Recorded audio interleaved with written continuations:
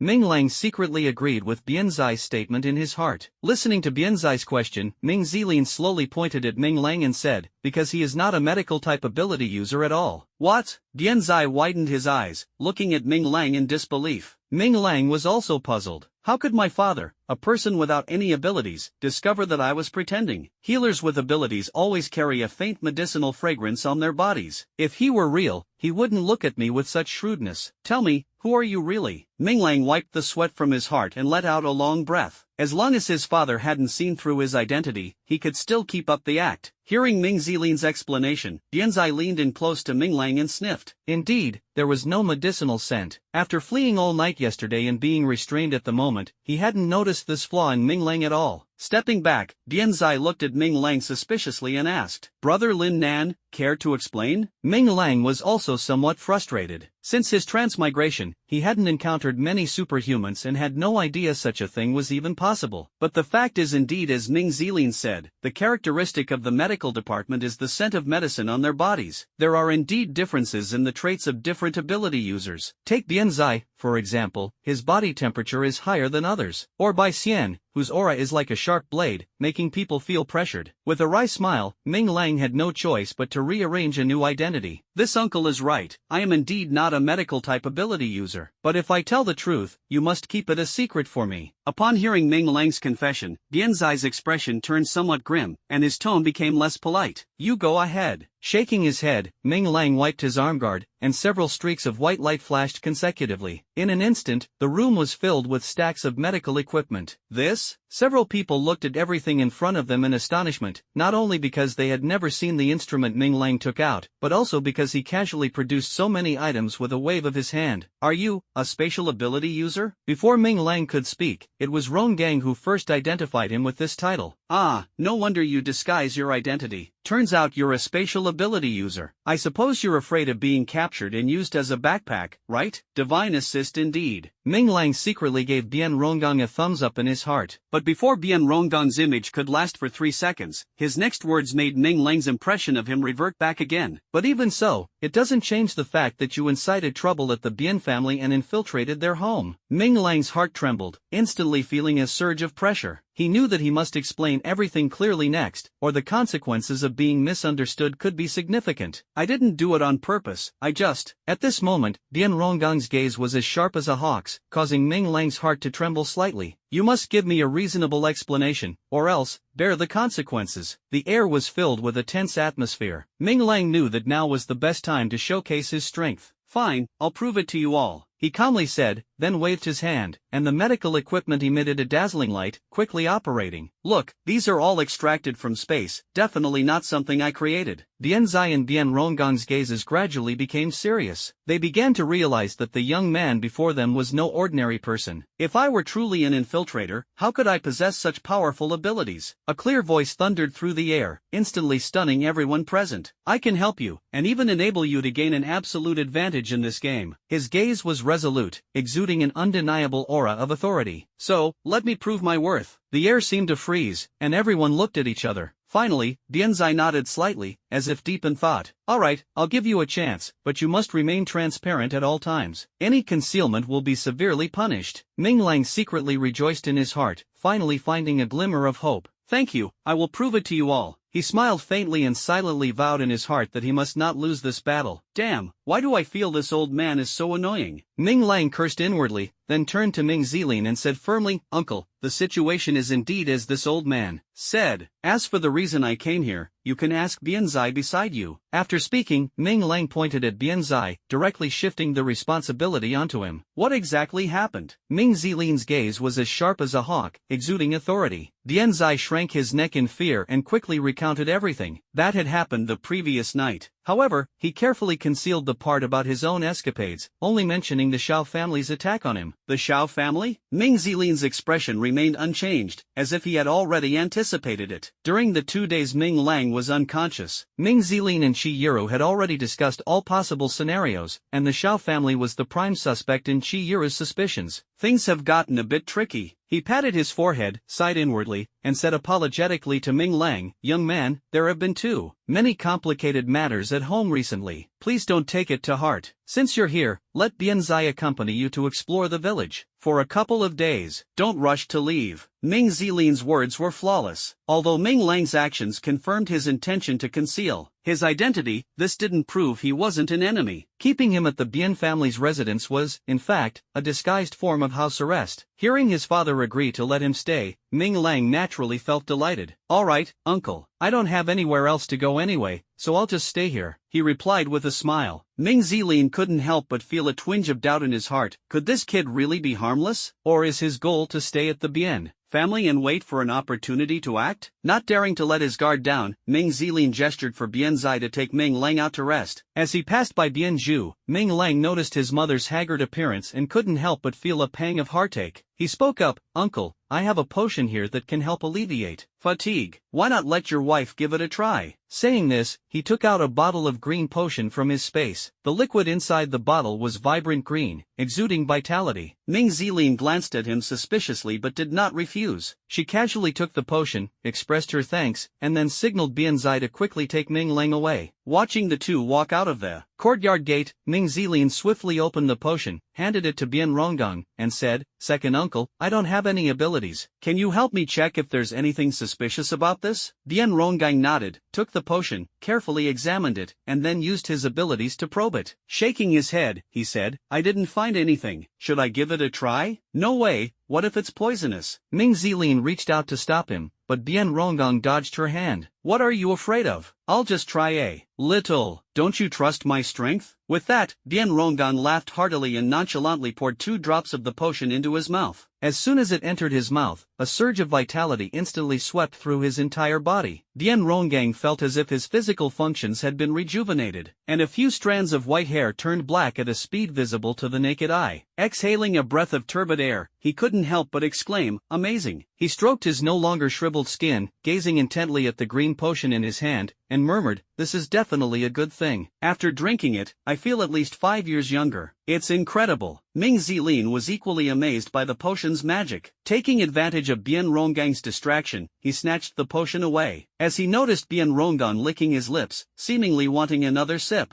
"That's enough, uncle. This was given for my wife." Seeing Ming Zilin's guarded expression, Bian Ronggang smiled awkwardly and continued savoring the wonderful sensation brought by the potion. Ming Zilin looked at the potion, now 2 drops short, with a pained expression and gently brought it to his wife's lips. However, Bianzhu kept her lips tightly closed, refusing to drink. "What's wrong?" "Uncle tried it, and the potion is safe to consume," Ming Zilin asked tentatively. Bianzhu shook her head, her gaze falling on Bian Rongtian lying on the bed. She slowly said, "If this potion is so miraculous, then why did Lin Nan say it wouldn't work for father?" Ming Zilin also showed a puzzled expression and tentatively said, "How about we try it on father?" "I think we should." The Bian family uncle and nephew agreed in unison. Gently prying open Bian Rongtian's mouth, Ming Zilin carefully dripped the potion into his mouth. A miracle occurred once again. Bian Rongtian, who had been listless for days, immediately regained a rosy complexion. After a while, with a light cough, Bian Rongtian slowly opened his eyes. "Father, big brother." Just as a few people were marveling at the miraculous properties of the potion, Ming Lang had already settled into the room arranged for him by Bianzai. Lying on the bed, Ming Lang repeatedly sorted through the events he had witnessed from yesterday to now. Bianzai's attack was clearly connected to the Xiao family. After returning home, Bian Rong clashed head-on with his father, making the situation increasingly complex. Moreover, the unpredictable illness of Bian Ronggang left Ming Lang deeply uneasy. He knew in his heart that if he hadn't come back this time, things would undoubtedly spiral in an irreversible direction. No matter how capable his father was, it would be absolutely impossible to save his grandfather. Based on Gangden's analysis just now, Ming Lang could already conclude that Bian Ronggang's illness was incurable in this world. The cause was related to the heart, and Bian Rongtian's heart was already on the verge of collapse. collapse. In this world that prioritizes supernatural abilities over technology, ordinary people facing illnesses can only seek out medical ability users at supernatural hospitals. However, even medical ability users can mostly only heal external injuries. When it comes to internal organs, they often can only rely on ability crystals to sustain life. This is also one of the reasons for the sparse population in this world. Ming Lang felt a wave of anxiety. What should I do? Father doesn't trust me at all right now. Should I reveal my identity now? But if I do, I'll be sent straight back to school, and I still haven't figured out Roro's situation. How can I go back like this? Tossing and turning, Ming Lang mumbled on the bed, his heart in turmoil. On one hand, he was eager to cure Bien Rongang as soon as possible. On the other hand, he wanted to stay at the Bien family to continue investigating the truth behind Shi Yiru's disappearance. Just then, a rapid knocking at the door interrupted his thoughts. Lin Nan, come out quickly. My dad is awake, and he wants to see you. Hearing Bian Zai's anxious voice outside the door, a hint of a smile flashed across Ming Lang's eyes. Wasn't this the perfect opportunity to solve his dilemma? Adjusting his expression, Ming Lang feigned nonchalance and opened the door. As soon as the door opened, Bian Zai immediately grabbed him and started running outside, saying as they ran, "What exactly did you give my brother-in-law? My dad woke up right after drinking it, and he's in excellent condition." Ming Lang felt secretly delighted, chuckled softly, and remained silent, letting Bian Zai pull him as they sprinted toward the house. They had just left. At this moment, his heart was filled with anticipation, waiting for the truth that was about to be revealed. Pushing open the courtyard gate, Bian Zai was initially startled but then broke into a wide smile. "Dad, you can actually walk now?" Ming Lang also looked into the courtyard and saw Bien Rongtian draped in a coat, holding a small spray bottle and watering the flowers in the flower bed, showing no signs of illness. Hearing Bien Zai's voice, Bien Rongtian glanced in their direction. "Bien Zai, go inside. I have something to discuss with this young friend." Bien Zai felt a bit puzzled but didn't dare to go against his father's wishes. He nodded slightly at Ming Lang and walked into the house, with no one else. In the courtyard, Ming Lang and Bien Rongtian stood there quietly, one watering the flowers, the other watching him water the flowers. Neither spoke. Finally, after watering the last flower, Bien Rongtian stretched his back and muttered to himself, "Getting old, even watering flowers feels exhausting." Ming Lang stepped forward, took the watering can from Bien Rongtian's hand, and said with a smile, "Sir, you are the pillar of Longhua. How can you admit to aging?" Bien Rongtian gave Ming Lang a deep look, then smiled and walked over to sit on the stone bench in the courtyard. "Come and sit." Ming Lang responded and sat down opposite Bien Rongtian. Just as he put down the watering can and looked up again, he suddenly noticed that Bien Rongtian was looking at him with a strange expression. "Youth, do you think I'm old?" Ming Lang didn't understand the meaning behind Bien Rongtian's words, so he could only shake his head. "If you don't think I'm old, then why use such little tricks to fool this old man?" Buzz. Ming Lang's mind went numb for a moment, and his gaze toward Bien Rongtian became more cautious. "Old man, what are you talking about? I don't understand." He, don't be afraid." Bien Rongtian waved his hand at Ming Lang, signaling him to relax, and then continued, "The glasses you're wearing were made by old Wang Qi from Imperial University, right?" Ming Lang was once again shocked in his heart, and at the same time, he cursed by Xian inwardly. That old woman is so unreliable. Didn't she say no one would be able to tell? Seeing that Ming Lang didn't answer, Bien Rongtian shook his head with a smile and continued, "The method of modifying with ability crystals that old Wang Qi used was something I taught him. Do you think I wouldn't recognize his work?" Ming Lang. Bien Rongtian took out his phone, fiddled with it for a moment, and displayed a message on the table. "I heard them say that you happened to encounter Bien Zai after the crash last night. There was only one flight to Fengzhou yesterday night, and it came from the imperial capital. However, I didn't find the name Lin Nan on the list of victims from the air crash. What surprised me, though, is that the name of that girl by Xian is on the list. With her abilities, she shouldn't have died in the crash, don't you think?" Bien Rongtian's gaze was deep, his expression a mix of amusement and insight, as if he had already seen through everything. But Ming Lang still wanted to struggle a bit, tilting his head in feigning ignorance as he asked, "Old man, why are you telling me this? My name isn't on the list because I snuck onto the flight. I'm a spatial ability user, so hiding myself is pretty easy, isn't it?" Bien Rongtian chuckled, "You sly little fox." After speaking, he took out the green potion Ming Lang had given him earlier and placed it on the table, saying in a faint tone, "According to Zilin, this was given to him by you. Based on my years of experience, this item should have only been seen by a handful of people in this world, and as it happens, I am one of them. Speaking of this, Dian Rongtian raised his eyebrows at Ming Lang, the smile at the corner of his mouth growing even deeper. At this moment, Ming Lang's heart was already overwhelmed with shock. It wasn't just because Dian Rongtian could deduce clues about his identity in such a short time after waking up, but also because this potion had actually existed before. Could it be the one Sister Bai had mentioned earlier, created by someone who had also awakened as a pioneer of technology? Thinking of this, Ming Lang tentatively asked Dian Rongtian, "Old man, where did you see this potion?" Dian Rongtian stroked his beard, seemingly lost in thought. "That was many years ago. I had a friend who took in a child, but later." He paused briefly, clearly unwilling to continue, and shifted the topic instead. "This potion was brought out by that child. As far as I know, that child awakened a superpower. Coincidentally, that girl by Xian recently took in a child with the same superpower." After saying this, Dian Rongtian stopped speaking and instead looked at Ming Lang with a mischievous grin. Well, there was no point in hiding anymore. Ming Lang's face fell, and he called out helplessly, "Grandpa, you little rascal." Dian Rongtian pointed at Ming Lang, his affection evident. "Grandpa, my parents must know about my identity by now, right?" "No." Hearing this, Ming Lang suddenly looked up. "You didn't tell them?" Dian Rongtian took a sip of tea, let out a light snort, and said, "Why should I tell them? They couldn't even recognize their own son. They deserve to be fooled. Besides, only I know about your potion and disguise glasses. They won't figure it out so easily." Looking at his grandfather's childlike demeanor, Ming Lang couldn't help but laugh silently. Fortunately, his grandfather hadn't told anyone, otherwise all his previous efforts would have been in vain. "Grandpa, aren't you planning to send me back?" "Send you back?" Dian Rongtian glanced at him and asked with feigned anger, "I only get to see this grandson once every 10 years, why would I send you back? Don't you think I'll be a bother here?" Ming Lang, though happy inside, still asked with some doubt. Dian Rongtian placed the teacup down, tapped his fingers lightly on the stone table, and said softly, "You're here because of Ro Ro, aren't you?" "You know about that? Aren't you sick?" Ming Lang exclaimed in surprise. "Of course I know. I'm sick, not stupid." "You're not here just to visit me, this old man, unless you're here for your wife." Dian Rongtian raised his eyebrows, pretending to be angry. "But you did well in this regard. A man should protect his own wife. Relying on others doesn't make you a man." Ming Lang chuckled, scratched his head, and said, "She's not my wife yet, we haven't gotten married." "Grandpa, do you know where Ro Ro is?" Dian Rongtian took a sip of tea and smiled without saying a word. "Do you know or not?" Dian Rongtian slowly put down the teacup and looked at Ming Lang with an expression as if he were looking at an idiot. "You just said it yourself, I've been sick and lying down for so long, how would I know?" Hearing this, Ming Lang lowered his head in despair. It seemed that clues about Ro Ro's disappearance still had to be found through his father. After a moment of silence, Ming Lang suddenly remembered the purpose of his visit and quickly said, "Grandpa, your illness can't be delayed any longer. You must get treatment immediately." At this moment, Dian Rongtian's expression instantly turned serious, his eyes flashing with a resolute light, as if he had been prepared all along. He slowly stood up, patted Ming Lang's shoulder, and said in a low voice, "Child, don't worry, Grandpa will give you an explanation." But Ming Lang wanted to argue, but was silenced by the intimidating look in Dian Rongtian's eyes. "No buts. You have to believe that the truth will always come to light." Dian Rongtian's voice was like thunder, shaking Ming Lang's soul. Ming Lang's heart trembled, and he suddenly felt a strong sense of responsibility. He raised his head, his gaze firm. "All right, I will find Ro Ro, and I will never let her get hurt." Dian Rongtian nodded in satisfaction, a faint smile appearing at the corner of his mouth, full of confidence. "Then get to it, time waits for no one." Ming Lang felt a surge of hot blood boiling within him, as if the whole world was cheering him on. His heart was unwavering. "I will definitely bring her back." In this tense atmosphere, Ming Lang and Dian Rongtian exchanged a knowing glance, as if they had silently agreed on the next course of action. Dian Rongtian felt comforted seeing his grandson so concerned about his illness. He said slowly, "Forget it, I know my condition. I'm old, my body can't hold up anymore. It's better to focus your energy on you young people." However, upon hearing that Grandpa wanted to give up treatment, Ming Lang immediately became anxious. "Grandpa, I can cure your illness, and it won't take too much effort, just a period of time and you'll see results." Dian Rongtian's expression changed upon hearing this. Even ants cling to life, let alone an old general who had fought on the battlefield for years. Initially, he had prepared himself to live out the rest of his days quietly, but seeing Ming Ziling manage the Bian family so well and Bian Zai capable of standing on his own, his resolve grew even stronger. Regarding his illness, Bian Rongtian understood that there was almost no one in this world who could cure him. However, Minglang's words undoubtedly brought him hope. What you said, is it true? Bian Rongtian's voice trembled slightly, and the teacup in his hand quivered as well. Minglang nodded firmly. It's true, Grandpa. I'm still researching the specific treatment method, but you can first take this green potion to maintain your condition. Soon, I will definitely find a way to completely resolve your heart's ailment. Looking at Minglang's resolute gaze, Bian Rongtian was so moved that he could hardly speak, resorting to drinking tea repeatedly to calm his emotions. In the room, Bianzai paced back and forth on the floor, occasionally trying to peer outside through the window. Brother-in-law, why did father leave Lin Nan alone? Do you still have doubts about his identity? Bianzai appeared extremely anxious. Ming Zilin glanced at his frantic demeanor, then at his phone, which still hadn't received any updates, feeling increasingly irritable. Alright, can you just sit still for a while? Ming Zilin's tone carried a hint of anger, and Bianzai immediately sat down obediently. Brother-in-law, I heard Ro is missing. What happened? Bianzai asked with concern. Ming Zilin pinched the bridge of his nose and sighed. It's hard to explain right now. I'll tell you when there's some progress. But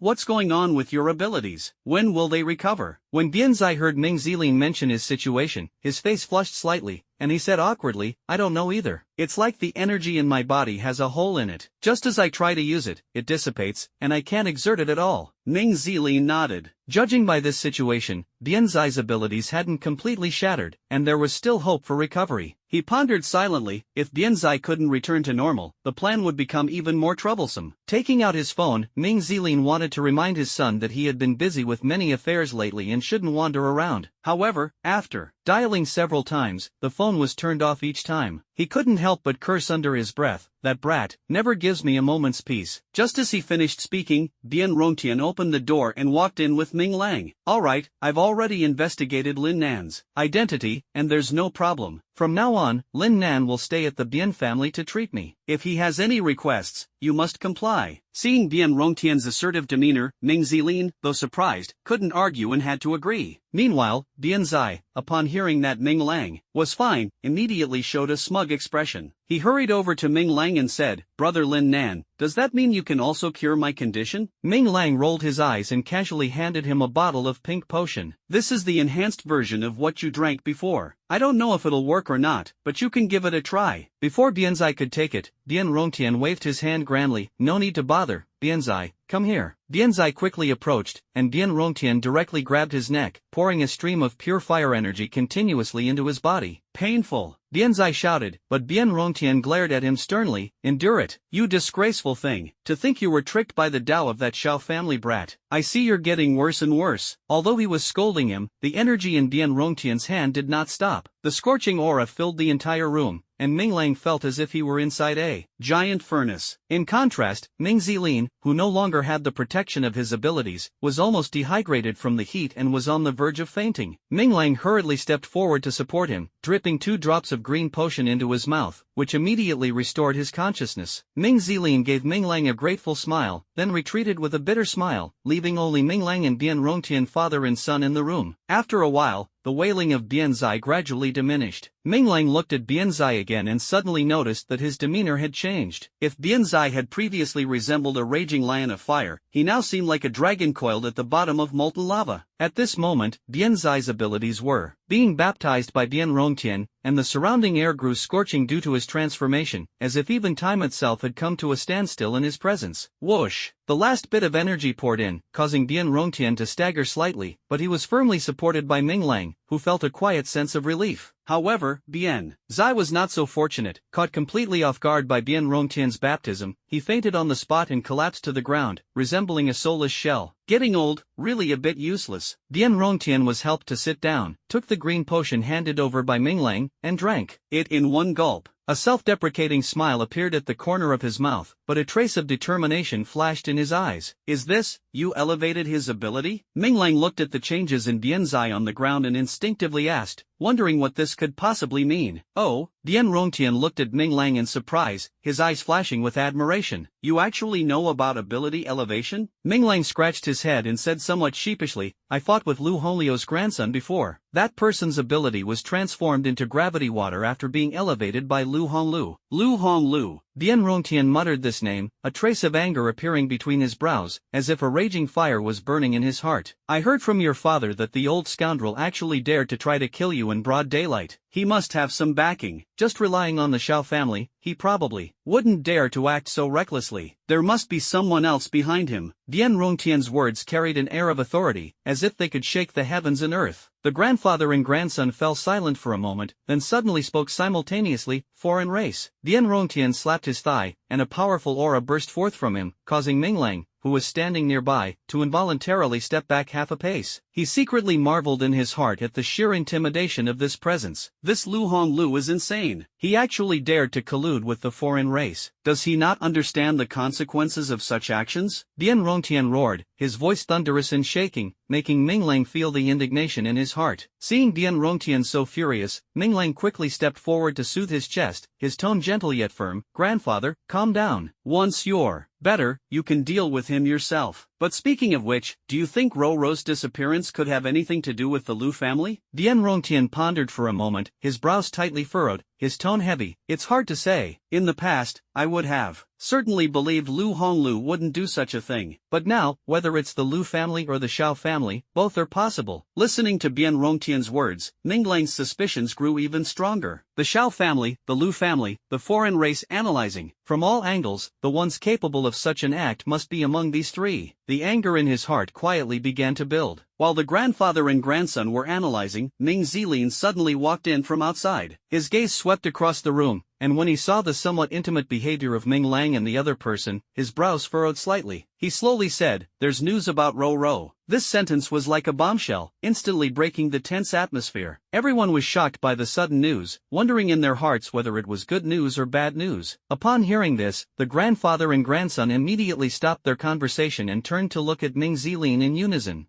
Should I excuse myself? Ming Lang, noticing Ming Zilin's gaze repeatedly flicking toward him, took the initiative to speak. Ming Zilin glanced at Bien Rongtian and saw him sitting calmly on the chair without saying a word. After a brief moment of thought, Ming Zilin waved his hand at Ming Lang and said, "It's fine, you don't need to step aside." With that, he handed the phone to Bien Rongtian. Up until now, even though Bien Rongtian has spoken up to acknowledge Ming Lang, Ming Zilin still harbors some doubts about his identity. Since there are doubts, why not directly lay out the whole matter? First, to make Bien Rongtian look better, and second, to take the opportunity to test Ming Lang's reaction. "Father," Ming Zilin said, pointing to a flashing dot on the phone screen. "This is Ro's current location. She must be in a stable position to send out a signal. A long time ago, I implanted a piece of ability crystal in her, just in case this day would come. Now it's finally coming in handy." Upon hearing that ability crystals could actually be implanted, Ming Liang broke out in a cold sweat. Could it be that Dad also implanted one in me? No way, I have to check later. Thinking of this, Ming Liang wanted to lean over to take a look at the phone, but reason told him that doing so would definitely arouse suspicion. So he had no choice but to continue standing in place, squinting hard to try to see more clearly from a distance. Bien Rongtian stared at the bright spot on his phone, pondering for a moment. Then he deliberately held up the phone in front of Ming Lang and said with a smile, "Xiaonan, you've been running around all these years, visiting many places. Can you help me figure out where this is? Greetings to the court. Grandpa is so clever." Ming Lang secretly gave Bien Rongtian a thumbs up in his heart and naturally took the phone. But as soon as he picked up the phone, his expression immediately changed. Where had he ever been anywhere? Since crossing over, including this place, he had only been to 3 cities in total. What kind of experience could he possibly have? But Ming Zilin, who was standing nearby, was watching him, so he couldn't directly admit he didn't know and could only pretend to understand. "What the heck is this? It's completely different from the map of the original world." Cursing under his breath, Ming Lang stared at his phone, feeling like his brain was about to explode. "Lin Nan, haven't you been to this place before?" Seeing Ming Lang remain silent for a long time, Ming Zilin asked in confusion. Hearing Ming Zilin's question, Ming Lang was just about to seize the opportunity to evade when suddenly Steeleg's voice echoed in his mind. "Sir, this is the border between Fengzhou and Hazhou in the northeast of Longhua, near Guokui Mountain." Hearing Steeleg's voice, Ming Lang was so excited that he was almost brought to tears. Catching his breath, Ming Lang handed the phone back to Ming Zilin and said, this seems to be near Guokue Mountain. Guokue Mountain? Hearing Ming Lang's words, Ming Zilin and the other person both let out a soft "hmm." As natives of this world, they naturally knew where this place was. Just now, Ming Zilin hadn't stopped Bian Rongtian's actions because he wanted to see what Ming Lang would do. Ming Zilin glanced at Ming Lang and said softly, "These people are quite audacious, daring to send someone right under our noses." Upon hearing Ming Zilin's words, Bian Rongtian flew into a rage and smashed the armrest of the chair with a single palm. Do they really think this old man can't lift a blade anymore? After his outburst, Bian Rongtian let out a sigh and sat down dejectedly. Yes, it seems he really can't lift it anymore. The current Bian Rongtian is nothing more than a decrepit old man nearing the end of his days. He isn't even sure if he'll see the sun tomorrow. Seeing Bian Rongtian's despondent expression, Ming Zilin wanted to offer some comfort but couldn't find the right words. For such a long time, the family had exhausted countless methods trying to cure the old man's illness, but all of it was in vain. For a moment, the entire room fell silent. Apart from the snoring of Bian Zai, who had already fallen asleep on the floor, the other three people stopped talking. Sensing the overly oppressive atmosphere, Ming Lang finally couldn't help but speak first. "Old Master Bian, would you like to try my method?" "What method?" Ming Zilin blurted out, confused. Bian Rongtian frowned. He was not someone who feared death, but the method Ming Lang proposed was truly shocking. Heart transplant. Seeing Bian Rongtian hesitating, Ming Lang had no choice but to explain his method. Heart transplant? Ming Zilin exclaimed in shock, looking at Bian Rongtian in disbelief. "Father, this is absolutely unacceptable. This no longer involves Ming Lang's identity issue. Even someone as knowledgeable as Ming Zilin is hearing about this medical method for the first time. Such a dangerous idea, he absolutely would not allow it to be used on his family." "Speak, who exactly are you?" Ming Zilin immediately turned his focus toward Ming Lang. Although Ming Lang had already become an ordinary person with shattered abilities, when faced with someone attempting to harm his family, Ming Zilin was determined to resist to the very end. Seeing his father truly enraged, Ming Lang realized that his blunt mention of those two words was somewhat rash and quickly began to explain. "Mr. Ming, please allow me to explain. Based on my preliminary examination of the old master, his heart has been overburdened for years. Coupled with the lingering ailments from his years of battle, the situation is truly worrying. The old master's heart is like a wick without oil. If it isn't replaced, even relying on green potions to prolong his life would only make him an ordinary person." "Do you think old Master Bian can accept the reality of his abilities shattering?" Ming Lang's words were urgent yet sincere, causing Ming Zilin to fall into deep thought. The term abilities shattering was all too familiar to him. When he had learned that he had lost his abilities, he had once contemplated ending his life. If not for his wife's comforting words and the subsequent twists of fate, the Ming Corporation, this colossal entity, would not exist today. Bian Rongtian spent his life on the battlefield, but as he approached old age, he had to accept an ordinary life, a blow that would be hard for anyone to bear. Yet, the matter of a heart transplant was something he could never fully accept. Watching Ming Zilin caught in a dilemma, Bian Rongtian smiled faintly and spoke slowly. "Enough, Zilin. I've already agreed to this matter, so you don't need to have any concerns. Even if I truly can't make it, the Bian family still has you and Bian Zai." Bian Rongtian's words made Ming Zilin's mood even heavier. How could two colossal families end up relying on such dangerous measures just to barely sustain themselves? But since Bian Rongtian had already spoken, as the son-in-law, he naturally couldn't refute him and could only nod reluctantly. "Father, I have no objections to what you said. But after all, this matter is of great importance, so let's discuss it again after Bian Zai wakes up. Moreover, there's also Bian Zhu and second uncle to consider. I'll go call them over." Whether or not to proceed with the heart transplant should be a decision made by the family together. Bian Rongtian nodded, signaling Ming Zilin to go and bring Bian Zhu and the others over. After Ming Zilin left, Bian Rongtian immediately turned to Ming Lang and said, "Kid, do you have any confidence? This old man's life is in your hands." Ming Lang chuckled, "Grandpa, weren't you just full of confidence earlier? Why are you scared now?" The cheeky expression on Ming Lang's face slightly improved Bian Rongtian's mood. He laughed and scolded, "Would I be afraid? If I were, how would I have earned my position as the pillar of Longhua?" Hearing the ease in Bian Rongtian's tone, Ming Lang let out a sigh of relief. Although he was nervous about the heart transplant, he wasn't entirely confident about it. It was merely the most feasible suggestion given by Gangdan after examining Bian Rongtian. However, he absolutely couldn't reveal his lack of confidence. Just from this brief interaction, Ming Lang could already tell that Bian Rongtian was an extremely proud man. If he were to back out now, it was highly likely that Bian Rongtian would collapse from anger and frustration. As the two chatted and laughed, Ming Zilin had already called over the two Bian siblings. As soon as she entered the room, Bian Zhu spoke up, "Dad, I don't agree with this." "Disagreeing is not an option." Dian Rongtian also flatly refused. Second brother, you don't need to stop me on this matter. I've already decided, and no one can change it. Dian Ronggang, who initially wanted to speak up to stop him, immediately fell silent after hearing his elder brother's words. He knew his elder brother's temper well. Once a decision was made, no one could pull him back. Seeing his father's resolute attitude, Dian Zhu said coldly to Ming Lang, "How confident are you about this?" Ming Lang frowned. He initially wanted to say only 30%, but now, with everyone in the room staring at him, saying that might get him devoured alive by these few people before he even had a chance to reveal his identity. 50%. Ming Lang extended his palm and waved it in front of the group. No way. It's too dangerous. Dad, didn't you say we were here to discuss this? Dian Zhu, upon hearing the number, once again rejected Dian Rongtian's decision. Pointing to Bianzai lying on the ground, she said, "Besides, little brother hasn't woken up yet. He's the future head of the Bian family, he must be involved in this decision." Seeing his daughter angry like a little leopard, Dian Rongtian nodded with satisfaction, then his face turned fervent. A 50% chance is not small. As he spoke, Dian Rongtian nodded at Ming Lang. Ming Lang immediately understood, took out a bottle of potion, and dropped a single drop into Bianzai's mouth. A few breaths later, Bianzai slowly woke up, looking around at the people in the room in confusion. What's going on? Dian Zhu immediately recounted what had just happened. Tell me, do you also disagree with Dad doing this? Bianzai shook his head, his gaze shifting back and forth between Dian Rongtian and Ming Lang, then said, I agree. A 50% chance is not small. Dian Zhu slapped his forehead, realizing he had forgotten both father and son of the Bian family are lunatics. Addicted to gambling. Enough. This matter is settled. We'll start the heart transplant immediately, and then we'll go rescue Ro. Dian Rongtian's words left no room for argument, his sharp gaze sweeping over everyone in the room. The situation had reached this point, and the others had no choice but to leave the room with concern. Without the interference of others, Ming Lang didn't waste any words. He nodded at Dian Rongtian, and with a flash of his arm guard, a beating heart encased in an energy crystal appeared in his hand. Kid, your ability is pretty interesting, Dian Rongtian praised, taking off his shirt to reveal his scarred upper body. At this moment, Ming Lang had shed his earlier playful demeanor. He looked at Dian Rongtian with a serious expression and said solemnly, Grandpa, I will temporarily freeze your body in a moment. Do not resist, because my level is lower than yours. If you resist, my ice element energy will shatter instantly, and that would be bad. Dian Rongtian laughed heartily, lying down on the bed as he said cheerfully, why all the nagging? You're a grown man, stop being so fussy. I'll just treat it as taking a nap. Do whatever you need to do. After speaking, Dian Rongtian immediately closed his eyes, fully retracting all his fire attribute energy. The situation had developed to this point, and Ming Lang had no way out. He approached Dian Rongtian, his exoskeleton instantly appearing, and pressed his hand against Dian Rongtian's chest. Ice attribute energy gradually froze Dian Rongtian entirely. Ming Lang carefully used nanomolecules to transform into a surgical knife, relying on the instructions from Steel Egg in his mind to gently make an incision on the chest. In the courtyard, apart from Bianzai, who was joyfully sensing the changes in his abilities, the other three wore expressions of intense nervousness. Heart replacement, such an unbelievable idea even for these individuals who had weathered countless storms, it inevitably made them feel a bit fearful. Can it work? Dian Ronggang stared intently at the window of the east room, muttering under his breath. He thought to himself, second uncle, are you afraid that before you're ready, my father will die like this, and I'll directly inherit the position of family head, leaving no chance for your son? This thought was like a thorn, deeply embedded in Dianzai's heart. Dianzai disdainfully conjured a wisp of flame at his fingertips, coldly glaring at Dian Ronggang. Do you think I'm afraid? I couldn't care less. Yet Dian Ronggang surprisingly did not respond, his face full of worry as he turned to Ming Zilin and asked, Zilin, what do you think about this? Ming Zilin wore the same worried expression, his heart anxious, but he didn't want to make his wife more concerned. He could only offer reassurance, saying, don't worry, second uncle. Father has his own plans. Since it's already begun, let's just pray that he succeeds. His resolute tone seemed to inject a trace of strength into everyone. Hearing this, Dian Ronggang nodded, then turned to angrily scold Bianzai. Can you talk less, kid? If Big Brother heard what you just said, not only would he skin you alive, but your life would probably be over too. Bianzai remained indifferent, continuing to toy with the flames in his hand as if nothing concerned him. Seeing this, Ming Zilin felt a wave of unease in his heart. He walked to the corner of the courtyard and called softly, Bianzai. Bianzai scratched his head, puzzled, and followed him over. What's up, brother-in-law? Ming Zilin lowered his voice and asked urgently, has your ability recovered? Dianzai smiled with satisfaction as the refined fire energy slowly emerged, and said proudly, not only has it recovered, but it's much stronger now, with the added attribute of father's attached fire. Ming Zilin nodded slightly, feeling a sense of relief, and continued, all right, regardless of the situation with father, once this matter is settled, you must immediately take control of that boy named Lin Nan. Dianzai wanted to ask something but was stopped by Ming Zilin's stern gaze. Do as I say. After speaking, Ming Zilin gave him no chance to inquire further and quickly returned to calm Dianzhu. Time passed by the second in tense anticipation. There was no movement inside the east room, and the 4 people in the courtyard were almost at their limit. Finally, just as they were about to rush into the room, the door was opened from the inside. Bright emerged with a pale face, his steps unsteady, and no expression on his face, as if a heavy stone weighed on his heart. The 4 of them stood up simultaneously and rushed to Bright's side. Dianzhu hurriedly grabbed his arm and asked anxiously, how is my father? Bright looked at their worried faces, slowly shook his head, and then fainted. The entire courtyard instantly fell into dead silence, the tense atmosphere like a volcano on the verge of eruption, ready to unleash a massive impact at any moment. Bright's reaction made everyone present feel as if the world was spinning. Even the usually unreliable Bianzai felt a suffocating pressure, as though the entire world was collapsing. Dad! Dianzhu let out a wail and dashed into the house, followed closely by the others, completely forgetting about the child still lying on the ground. As soon as they entered the room, they saw Bian Rongtian lying quietly on the bed, his eyes closed, his upper body exposed, and a thin layer of frost covering him. His chest was stitched together haphazardly, showing extremely clumsy workmanship. Dianzhu covered her mouth, unable to look directly at her father's body, her heart filled with fear and helplessness. Ming Zilin gently wrapped his arm around her shoulder, comforting her emotions. Only Bianzai mustered the courage to step forward and reached out to check Bian Rongtian's nose.